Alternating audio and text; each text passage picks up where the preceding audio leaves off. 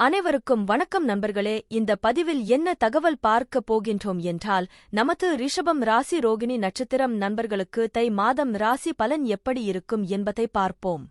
ராகு பகவான் தற்பொழுது உங்களது 10ஆம் வீடான தொழில் மற்றும் கர்மாஸ்தானத்தில் அமர்ந்து உள்ளார்.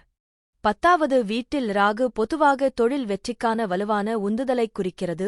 குறிப்பிடத்தக்க புகழ் மற்றும் அங்கீகாரத்திற்கான சாத்தியம் மற்றும் பெரிய அளவிலான செல்வாக்கு அல்லது பொது வெளிப்பாட்டை உள்ளடக்கிய துறைகளில் சிறந்து விளங்கும் போக்கு பெரும்பாலும் ஒருவரின் தேர்ந்தெடுக்கப்பட்ட தொழிலில் முக்கிய பதவிக்கு வழிவகுக்கும். இருப்பினும் இது பணி நெறிமுறைகள், வெறித்தனமான லட்சியம் மற்றும் சம்பந்தப்பட்ட அம்சங்களைப் பொறுத்து நெறிமுறை இக்கட்டான சூழ்நிலைகளுக்கு செல்ல வேண்டிய அவசியம் தொடர்பான சவால் களையும் வெளிப்படுத்தலாம்.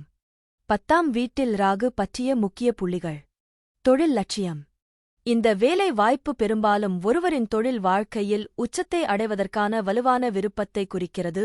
சக்தி மற்றும் அங்கீகாரத்தை அடைவதற்கான இடைவிடாத உந்துதல். பொது படம். 10ஆம் வீட்டில் ராகு உள்ள நபர்கள் பொது பார்வையில் தங்களைக் காணலாம். அவர்களின் வேலையின் மூலம் புகழ் பெறலாம். வழக்கத்திற்கு மாறான பாதைகள்.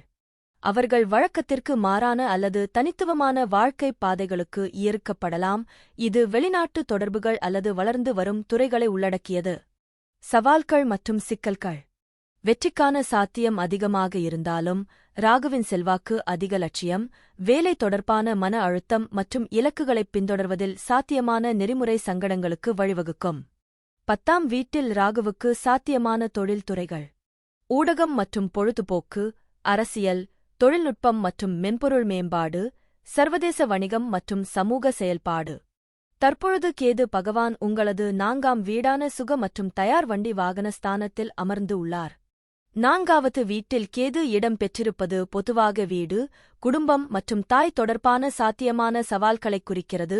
இது பெரும்பாலும் பற்றின்மை அல்லது உள்நாட்டுக் கோளத்தில் உறுதியற்ற தன்மையைக் குறிக்கிறது. இது அடிக்கடி நகர்வுகள், இறுக்கமான தாய்குழந்தை உறவுகள் அல்லது வலுவான பற்றாக்குறை ஆகியவற்றைக் குறிக்கிறது. ஒருவரின் சொந்த இடத்தில் வேர்கள். இருப்பினும் குறிப்பிட்ட விளைவுகள் கேது இருக்கும் ராசி மற்றும் அட்டவணையில் உள்ள மற்ற கிரகங்களிலிருந்து பெரும் அம்சங்களைப் பொறுத்தது. 4வது வீட்டில் கேதுவைப் பற்றிய முக்கிய புள்ளிகள். குடும்ப இயக்கவியல். ஆரம்பகால பிரிவினை, புவியியல் தூரம் அல்லது உணர்ச்சிபூர்வப் பற்றின்மை காரணமாக தாயுடன் ஓரளவு தொலைதூர அல்லது சிக்கலான உறவைக் குறிக்கலாம். வீட்டில் உறுதியற்ற தன்மை. பூர்வீகம் அடிக்கடி வசிப்பிடத்தில் மாற்றங்கள், நிலையான வீட்டைக் கண்டுபிடிப்பதில் சிரமம் அல்லது தங்கள் குடும்பச் சூழலில் சொந்தமில்லை என்ற உணர்வுகளை அனுபவிக்கலாம். உணர்ச்சிப் பற்றின்மை. பற்றின்மையை நோக்கிய கேதுவின் போக்கு குடும்பத்திற்குள் உணர்ச்சி ரீதியான தொடர்பின் பற்றாக்குறையாக வெளிப்படும். ஆழமான உணர்ச்சிகளை வெளிப்படுத்துவது சவாலானது. ஆன்மீக நாட்டம். ஒரு நேர்மறையான குறிப்பில் 4வது வீட்டில் கேது ஒரு வலுவான ஆன்மீக ஆர்வத்திற்கு வழிவகுக்கும். பொருள் உடைமைகள் மற்றும் குடும்ப உறவுகளுக்கு அப்பால் ஆழமான அர்த்தத்தைத் தேடுகிறது. பயணம் மற்றும் இடமாற்றம். இந்த வேலை வாய்ப்பு, தொழில் வாய்ப்புகள் அல்லது புதிய சூழல்களை ஆராய வேண்டியதன் காரணமாக வீட்டிலிருந்து வெகுதூரம் பயணம் செய்வதற்கான வலுவான விருப்பத்தைக் குறிக்கலாம்.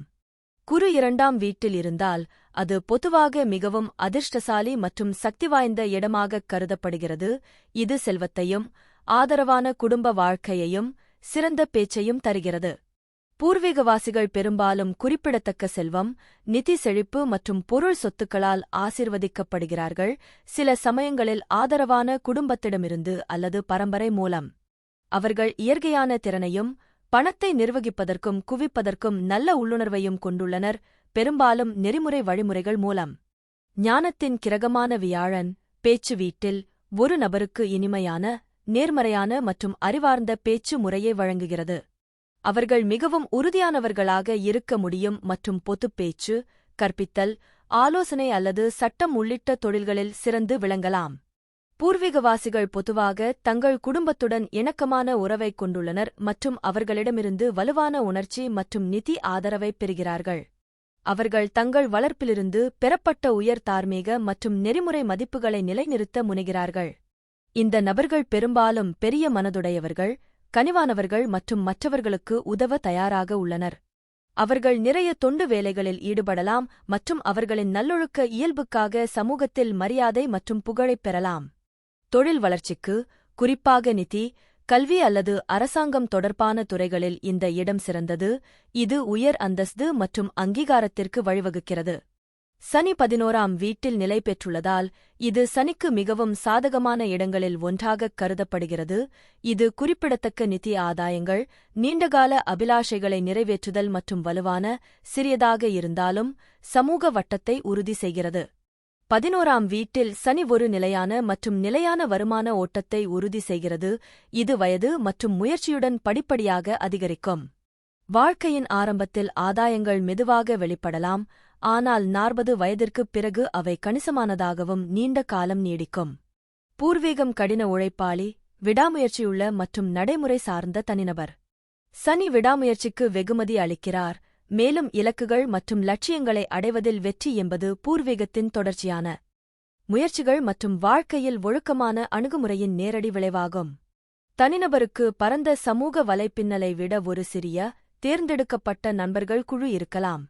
இந்த நட்புகள் பொதுவாக வயதான, அதிக முதிர்ந்த அல்லது செல்வாக்கு மிக்க நபர்களுடன் இருக்கும், மேலும் விசுவாசம் மற்றும் நம்பிக்கையின் அடிப்படையில் கட்டமைக்கப்படுகின்றன, பெரும்பாலும் வாழ்நாள் முழுவதும் நீடிக்கும். இந்த வேலைவாய்ப்பு ஒரு தொழிலுக்கு மிகவும் நன்மை பயக்கும், குறிப்பாக பெரிய நிறுவனங்கள், அரசியல், சட்டம், ரியல் எஸ்டேட் அல்லது இரும்பு, எஃகு அல்லது இயந்திரங்கள் தொடர்பான துறைகளில். அந்த நபர் தான் தேர்ந்தெடுத்த துறையில் மரியாதை, புகழ் மற்றும் தலைமைப் பதவியைப் பெற வாய்ப்புள்ளது.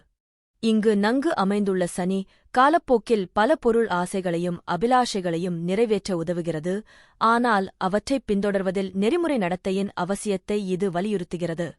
புதன் பகவான் உங்களது 9ஆம் வீடான பாக்கிய மற்றும் தந்தை ஸ்தானத்தில் அமர்ந்து உள்ளார். 9வது வீட்டில் இருக்கும் புதன் பொதுவாக கற்றல், தத்துவ நோக்கங்கள், பயணம் மற்றும் தகவல் தொடர்பு திறன் ஆகியவற்றில் ஒரு வலுவான சாய்வைக் குறிக்கிறது. பெரும்பாலும் ஆர்வமுள்ள மனம், உயர்கல்வி மீதான காதல் மற்றும் பிறருடன் அறிவைப் பகிர்ந்து கொள்ளும் இயல்பான திறன் கொண்ட ஒரு நபருக்கு வழிவகுக்கிறது. இருப்பினும், குறிப்பிட்ட விளக்கங்கள் அம்சங்கள் மற்றும் ஒட்டுமொத்த விளக்கப்படத்தைப் பொறுத்து மாறுபடும். 9வது வீட்டில் புதனின் முக்கிய பண்புகள். அறிவுசார் ஆர்வம். பல்வேறு தத்துவங்கள், மதங்கள் மற்றும் கலாச்சாரங்களை ஆராய்வதற்கான வலுவான ஆசை, பெரும்பாலும் ஆழ்ந்த ஆய்வு மற்றும் ஆராய்ச்சிக்கு வழிவகுக்கும். சிறந்த தகவல் தொடர்பு திறன். கருத்துக்களை தெளிவாக வெளிப்படுத்தும் இயல்பான திறமை அவர்களை நல்ல ஆசிரியர்கள், எழுத்தாளர்கள் அல்லது பொதுப் பேச்சாளர்களாக மாற்றும். பயண ஆர்வம். புதிய இடங்களை ஆராய்வதிலும் பல்வேறு கலாச்சாரங்களை அனுபவிப்பதிலும் உள்ள காதல் அடிக்கடி பயணத்திற்கு வழிவகுக்கும். பொருந்தக்கூடிய தன்மை. ஒரு நெகிழ்வான மனநிலை, புதிய சூழல்கள் மற்றும் முன்னோக்குகளை எளிதில் சரிசெய்ய அனுமதிக்கிறது. ஆன்மீக நாட்டம். ஆன்மீகத்தில் ஆர்வம் மற்றும் வாழ்க்கையில் ஆழமான அர்த்தத்தைத் தேடுதல். சாத்தியமான சவால்கள். அதிக சிந்தனை. பகுப்பாய்வுத் தன்மை சில சமயங்களில் அதிகமாகச் சிந்திக்கவும் முடிவெடுக்க முடியாத நிலைக்கும் வழிவகுக்கும். கவனச்சிதறல். பரந்த ஆர்வங்கள் காரணமாக ஒரு தலைப்பிலிருந்து மற்றொரு தலைப்பிற்கு தாவுவதற்கான போக்கு. மேலோட்டமான அறிவு. ஆழமான புரிதல் இல்லாமல் பல்வேறு துறைகளில் மேற்பரப்பு அளவிலான அறிவை மட்டுமே பெறுவது ஆபத்து. 9ஆம் வீட்டில் உள்ள செவ்வாயை, அதிர்ஷ்டம், உயர்கல்வி, தத்துவம் மற்றும் நீண்ட தூரப் பயணம் ஆகியவற்றிற்கான ஒரு ஆற்றல்மிக்க, செயல் சார்ந்த அணுகுமுறையைக் குறிக்கிறது. இது வலுவான நம்பிக்கைகள், நீதிக்கான தேவை, கல்வி, ஆன்மீகத்தில் திடீர் முடிவுகளுக்கான சாத்தியக்கூறு மற்றும் சில சமயங்களில் தந்தை குரு உறவுகளில் மோதல் ஆகியவற்றைக் கொண்டுவருகிறது. ஆனால் உண்மை மற்றும் சாகசத்திற்கான சிறந்த உந்துதலையும் தருகிறது, குறிப்பாக நல்ல நிலையில் இருக்கும்போது. இது தனிப்பட்ட வளர்ச்சியை இயக்குவதற்கான ஒரு சக்திவாய்ந்த இடமாகும், ஆனால் மெதுவான முன்னேற்றத்தில் பொறுமையின்மையைத் தவிர்க்க சமநிலை தேவை. வலுவான, தீவிரமான நம்பிக்கைகள், காரணங்களுக்காகப் போராடுபவர், உண்மை மற்றும் நீதி தேவை. துடிப்பான கற்றல், ஆனால் நீண்ட கால படிப்புகளுக்கு பொறுமையுடன் போராட முடியும், கல்வி தத்துவத்தில் துடிப்பானவர். சாகசக்காரர், ஆய்வு செய்வதை விரும்புபவர், அடிக்கடி அல்லது தீவிர நோக்கங்களுக்காக பயணம் செய்யலாம். தந்தை நபர்கள் அல்லது ஆன்மீக ஆசிரியர்களுடன் மோதல் அல்லது துடிப்பான, உறுதியான உறவுக்கான சாத்தியம். செயல் மற்றும் தைரியம் மூலம் தங்கள் சொந்த அதிர்ஷ்டத்தை உருவாக்க உந்துதல், குறைவான செயலற்ற தன்மை. உயர் அறிவு, நெறிமுறைகள் மற்றும் விரிவாக்கத்தை நோக்கி அதிக ஆற்றல்.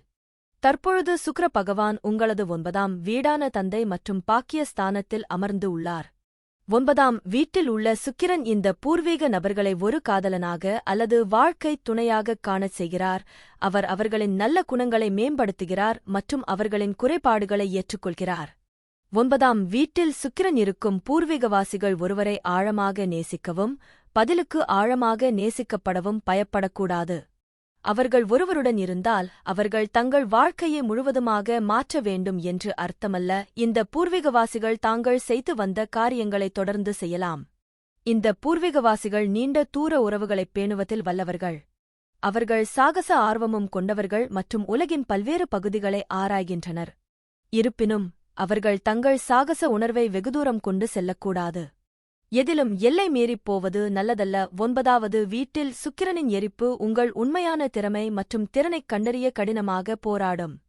நீங்கள் நண்பர்களால் அல்லது உறவில் உங்கள் துணையால் முதுகில் குத்தப்படலாம். உங்கள் அனுபவம் உங்கள் பிணைப்பை தூண்டி கெடுக்கும் என்பதால் நீங்கள் உறவுகளில் நம்பிக்கை சிக்கல்களை சந்திக்க நேரிடலாம். தொழில்முறை அரங்கில் வளர்ச்சி, முன்னேற்றம், வெற்றி மற்றும் நிதி செழிப்பு ஆகியவற்றை அடைய அதிக கவனம் மற்றும் திட்டமிடல் தேவைப்படும்.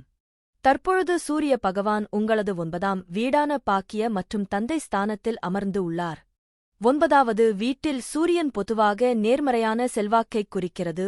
உயர் கற்றல், தத்துவம், நீண்ட தூர பயணம் மற்றும் தனிப்பட்ட நெறிமுறைகள் மற்றும் மதிப்புகளின் வலுவான உணர்வு ஆகியவற்றுடன் வலுவான தொடர்பைக் குறிக்கிறது. இது பெரும்பாலும் அவர்களின் சமூகம் அல்லது துறையில் மரியாதைக்குரிய நபராக நற்பெயருக்கு வழிவகுக்கும். நிபுணத்துவம்.